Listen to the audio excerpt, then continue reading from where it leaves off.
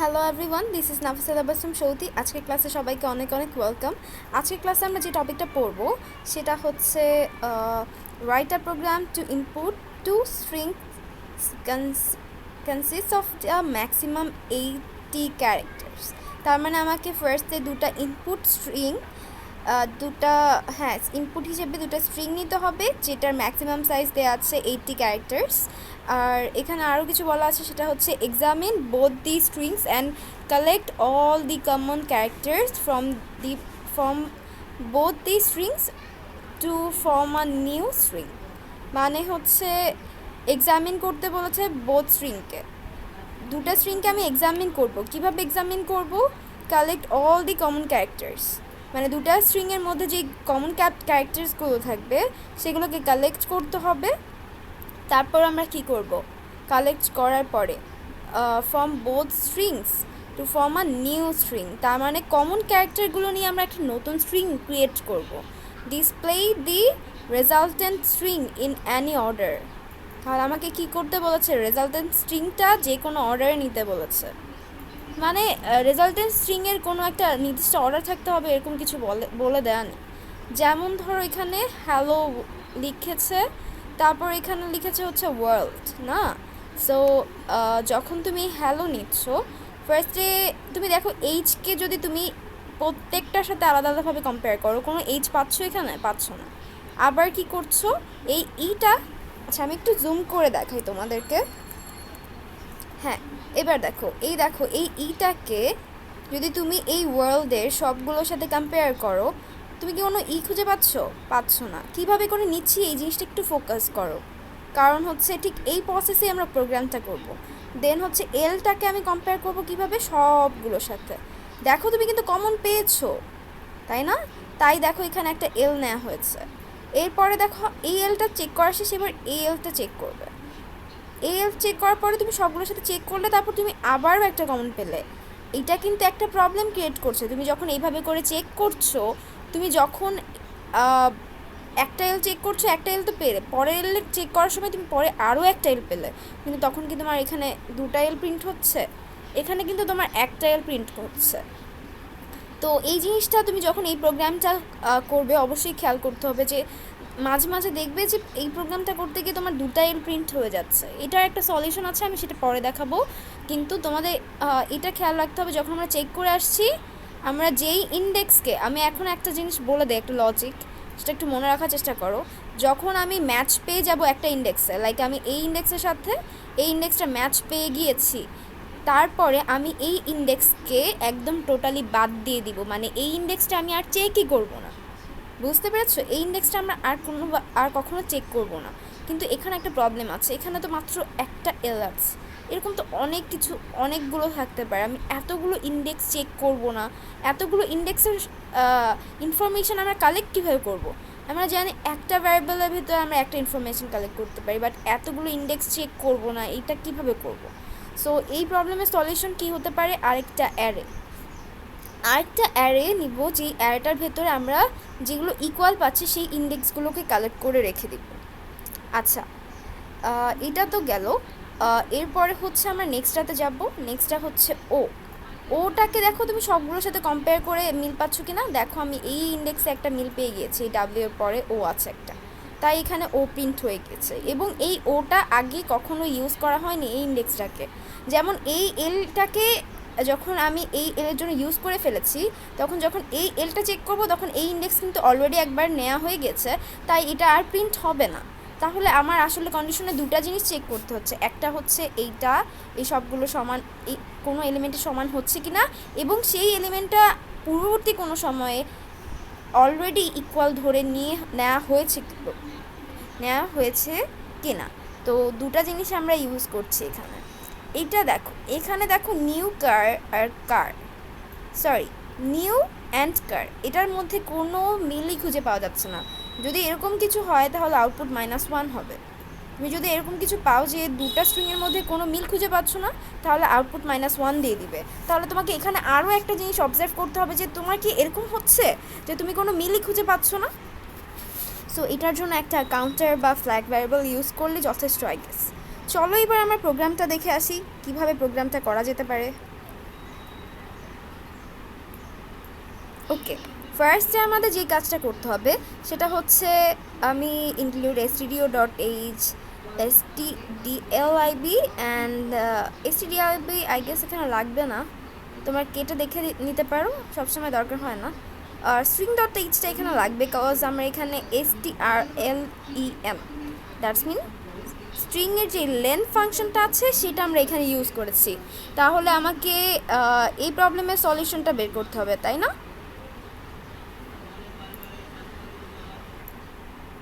আচ্ছা, চলো এখানে কি হচ্ছে তাহলে সেটা দেখে নিই। ফার্স্টে আমি ইন্টিজার আই, আচ্ছা এটা আমার যে কয়টা ভ্যারিয়েবলের প্রয়োজন হবে আমি সেগুলো আগে থেকে নিয়ে রেখেছি, সেটা আমরা পরে দেখি। আমাদের আলটিমেটলি 3টা স্ট্রিং প্রয়োজন হচ্ছে, এটা আমরা দেখছিলাম। 2টা স্ট্রিং তো আমাদের কম্পেয়ার করার জন্য, একটা স্ট্রিং 1 অ্যান্ড স্ট্রিং 2, আর নতুন স্ট্রিংটা আমি স্ট্রিংয়ে রেখে দিব। ওকে, তো আমি ফার্স্টে 2টা স্ট্রিং ইনপুট নিচ্ছি, আর ইনপুট নিচ্ছি আমরা এফ গেটস দিয়ে। এখানে আমি একটা জিনিস ইউজ করেছি, সেটা হচ্ছে পার্সেন্টেজ, তারপর স্টার সাইন দিয়ে দেন হচ্ছে সি ইউজ করেছি। এটা ইউজ করেছি কেন, তুমি এটা ইউজ না করে দেখো তোমার ইনপুট নিতে প্রবলেম হবে অথবা স্ট্রিংটা ঠিকমতো কাজ করবে না। তো এই প্রবলেমগুলোর সলিউশন হিসেবে আমরা এটা ইউজ করে থাকি। ঠিক আছে, এবার আমরা এফ গেটস নিয়ে কাজ করব। এফ গেটসে কী হচ্ছে, এফ গেটসে আমরা নর্মালি যেভাবে ইনপুট নিই, আমাদের মনে রাখতে হবে এফ গেটস ইউজ করলে সবসময় স্ট্রিংয়ের যে লাস্ট ইন্ডেক্স আছে সেখানে 0টাকে ইনিশিয়ালাইজ করে দিতে হবে অ্যাজ ইউজুয়াল। সো একইভাবে এফ গেটস দিয়ে আমি স্ট্রিং টুকেও ইনপুট নিয়েছি। এরপর আমি কি করেছি, স্ট্রিং 2 এর লেন্থটাকে আমি একটু নিয়ে নিয়েছি। কেন নিয়ে নিয়েছি, কারণ হচ্ছে আমি কি করেছি, স্ট্রিং 2 এর যে লেন্থটা সেই লেন্থটাকে ইউজ করেছি অ্যারেতে। এরপর আমার কাজ কি,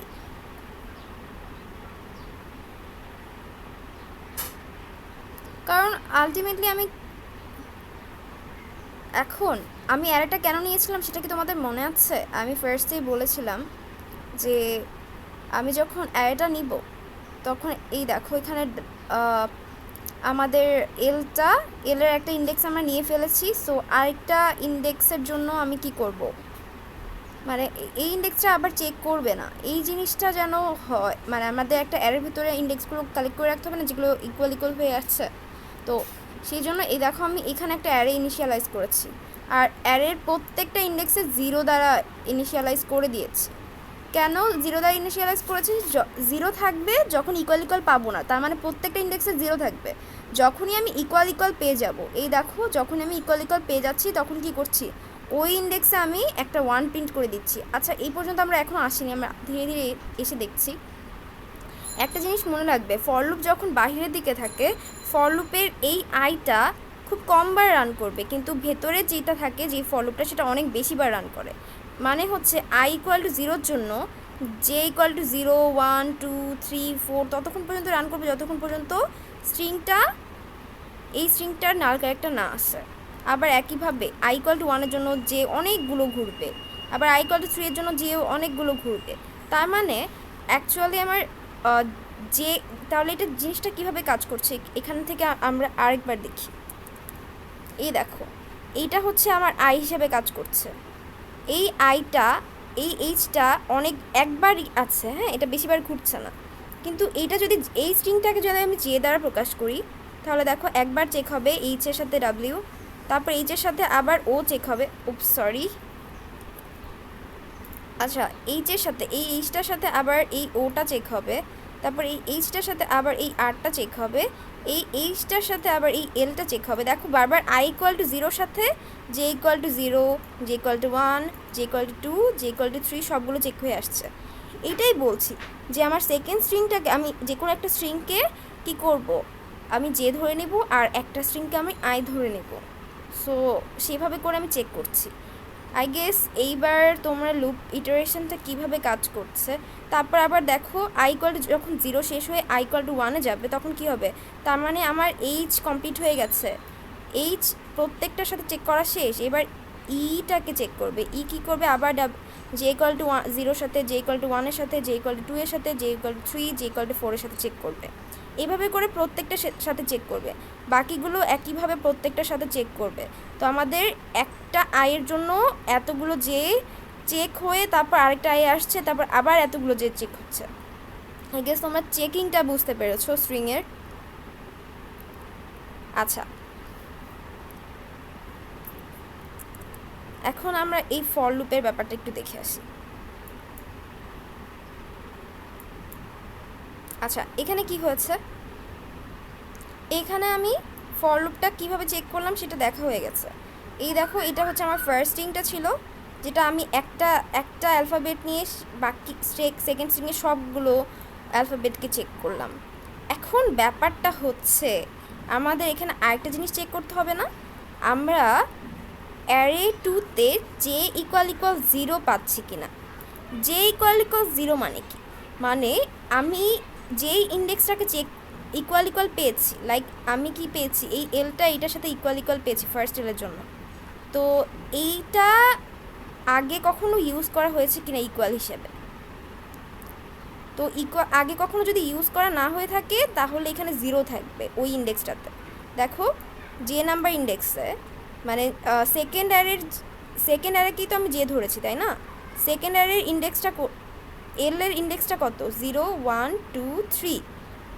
যখন ফার্স্ট এল, এই দেখো ফার্স্ট অ্যারে যখন ফার্স্ট এলটাকে আমি সেকেন্ড অ্যারের সাথে কম্পেয়ার করব, তখন এই 3টার মানে অ্যারে 3তে তখন সবগুলোই 0 দ্বারা ইনিশিয়ালাইজ করা, মানে কোনো 1 নেই। তো তখন কি করবে, এই ইফ কন্ডিশনের ভেতর ঢুকবে, কারণ ইফ কন্ডিশনের ভেতর ঢোকার জন্য আমি এখানে অ্যান্ড দিয়েছি। তার মানে কি, এই অ্যান্ডকে মানে দুটা সাইডই ট্রু হতে হবে, তাহলেই একমাত্র এটার ভেতর ঢুকবে। ঢোকার পরে দেখো এখানে কি হবে, ওই ইন্ডেক্সটাকে 1 করে দিবে, ঠিক আছে, কারণ তখন কিন্তু আমি ইউজ করে ফেলছি। তারপর কি করলো, ওই ইন্ডেক্সটা মানে এল যেটা, সেটাকে আমরা কি করেছি, আমি যে আরেকটা স্ট্রিং রেখেছিলাম সেই স্ট্রিংয়ের ভেতর ইনপুট দিয়েছি। সেই স্ট্রিংয়ের কোথায় ইনপুট দিয়েছি, 0 নাম্বার ইন্ডেক্সে। এই জন্য আমি এই কাউন্ট ভ্যারিয়েবলটা নিয়েছিলাম, কারণ আমার এখন যে নতুন স্ট্রিংটা তো মাত্র 2টা অ্যালফাবেট থাকবে, সেটা ফার্স্ট অ্যালফাবেটই তো আমার ফার্স্ট ইকুয়াল যেটা আসবে। তাই আমি এখানে কি করেছি, যেই এই স্ট্রিংটার কাউন্টার ভ্যারিয়েবলটা আমি বারবার ইনক্রিজ করব। ইনক্রিজটা দেখো আমি এই ইফ কন্ডিশনের ভেতরেই দিয়েছি, কারণ কি যখনই এই স্ট্রিংয়ের ভেতরে এই ইফ কন্ডিশনের ভেতরে ঢুকবে তখনই তো ইকুয়াল সাইন ইকুয়াল যেটা হচ্ছে, যেটা কমন পেয়েছি সেটা আমি এই স্ট্রিংয়ের ভেতর ইনপুট নিব, আর তখনই তার পরের বার কী হবে, তার পরের পজিশনে বসবে। এবার দেখো, যখন আবার সেকেন্ড এলের ক্ষেত্রে যখন আসবো, তখন কিন্তু আর 2টা এল প্রিন্ট হবে না, কারণ কি তখন যখন চেক করবে অ্যারে জে ইকুয়াল 0 কিনা, মানে তখন তো আবার কি করবে, এটা তো আই ইকুয়াল টু কত হয়ে যাবে, 0 1 2 3, আই ইকুয়াল টু 3। যখন এই ফার্স্টে 0-এর সাথে চেক করলো, না এটা হলো না, এটার সাথে ইকুয়ালই হচ্ছে না, কিন্তু এখানে এসে ইকুয়াল কিন্তু হয়ে গেছে। কিন্তু এবার কিন্তু আর ইফ কন্ডিশনের ভেতর ঢুকবে না, কারণ আগের বার যে এই ঠিক এই দেখো ঠিক এই পজিশনেই কিন্তু 1 বসে দিয়েছে, এখন কি আর 0 আছে ওই পজিশনে, এখন কিন্তু ওই পজিশনে আর 0 নেই, তাই আর এই কন্ডিশনে ঢুকবে না, ঠিক আছে, তাই আর এই কন্ডিশনে ঢুকবে না। তখন আমাকে কি করবে, এটাতে ঢুকবে না। কিন্তু যখন আবার ওর জন্য চেক করবে, ও কি আমরা এর আগে কখনো পেয়েছি, ও কিন্তু এর আগে কখনো পাইনি, তাই ও এর পজিশনে যে ওর পজিশন অ্যারের কোন পজিশনে, 0 1 1 পজিশনে আছে। দেখো ওর 1 পজিশনে তো আগে কখনো কিছু পাইনি, সো এটা 0ই থাকবে। তো 0 হলে তো প্রবলেম নেই, আমি ইফ কন্ডিশনের ভেতর ঢুকতে পারবো। কিন্তু এবার ও এর ওই পজিশনটাকে 1 করে দেওয়া হচ্ছে, যেন পরে কখনো যদি এখানে আরও কিছু ও থাকতো, এই ওয়ার্ল্ডের পরে যদি আরেকটা ও থাকতো, তাহলে সেটার জন্য এখানে কোনো আর ও আসতো না। তো এইভাবে করে হচ্ছে আমি ব্যাপারটা কাজ করছি। আর ও এর জন্য তো আমি এখানে কাউন্ট ভ্যারিয়েবল ফার্স্টে 0 ছিল, বাট এবার কিন্তু 1 হয়েছে, কারণ আগের বার যখন আমি এল পেয়েছিলাম তখন একটা কাউন্ট প্লাস করেছিলাম। সো এবার স্ট্রিংয়ের যেই 1 পজিশন, ফার্স্টে 0 পজিশনে আমার এল বসেছে, এবার 1 পজিশনে আমার ও চলে আসবে। এখন দেখো এখানে আরও কিছু ব্যাপার আছে, এই যে আমি কাউন্ট প্লাসটা নিয়েছি, এখানে দেখো কাউন্ট প্লাস হওয়া মানে কি, কাউন্ট প্লাসটা একসাথে, এখানে কিন্তু আমি আরেকটা কাউন্টার ভ্যারিয়েবল নিতে পারতাম, কিন্তু আমি এক দিলেই 2 পাখি মারার মতো যেই ব্যাপারটা আছে না। তো আমি এখানে কি করেছি দেখো, এই কাউন্ট ভ্যারিয়েবল দিয়ে আমি এই স্ট্রিংয়েরও লুপ ঘোরাচ্ছি, আবার এটা ফ্ল্যাগ হিসেবে ইউজ করছি। তো আসলে এই দেখো, এই এখন এটা দিয়ে আমি কি বুঝতে পারলাম যে আমি একটাও পেয়েছি কি না। আমি বলেছিলাম মনে আছে, আমি যদি একটাও ইকুয়াল না পাই, একটাও সেম না পাই, তাহলে -1 হবে। তো আমি এইটাও তো আমাকে কাউন্ট করতে হবে যে একটাও ইকুয়াল পেয়েছি কি না। কাউন্ট ভ্যারিয়েবলের মান যদি 0ই থেকে যায়, মানে এইটার ভিতরে আর না ঢুকলে তো আমার কাউন্ট ভ্যারিয়েবল ফার্স্টে 0ই থেকে যাবে, তাই না? এটার ভিতর ঢুকা মানে আমি কমন পেয়ে গেছি। আর কমন পাওয়া মানে কি, কাউন্ট নট ইকুয়াল 0, তখন কি হবে, নর্মালি স্ট্রিংটা প্রিন্ট হয়ে যাবে, যে নতুন স্ট্রিংটা। আর যদি কাউন্ট ইকুয়াল 0 হয়, মানে এই ইফের ভিতর না ঢুকে, তাহলে তো কাউন্ট ইকুয়াল 0 থেকে যাবে, তখন কি printf -1 হয়ে যাবে। তো আই গেস আজকে ক্লাসটা সবাই বুঝতে পেরেছো। যদি না বুঝে থাকো, একটু কষ্ট করে ভিডিওটা আরেকবার দেখে নিও, কারণ ভিডিওটা একটু লং, আর বুঝতে হলে একটু কয়েকবার দেখতে হয় একটা ভিডিও। আমি যখন শিখেছি আমিও দেখেছি। সো আই গেস তোমরা আজকের ক্লাসটা বুঝতে পেরেছো। আমার অন্যান্য সবগুলো ক্লাস দেখে আসবে যদি তোমাদের প্রয়োজন হয়। আর অবশ্যই আমার চ্যানেলটাকে সাবস্ক্রাইব করবে, সাবস্ক্রাইব করতে কেউ ভুলবে না। Thank you everyone, thanks for watching.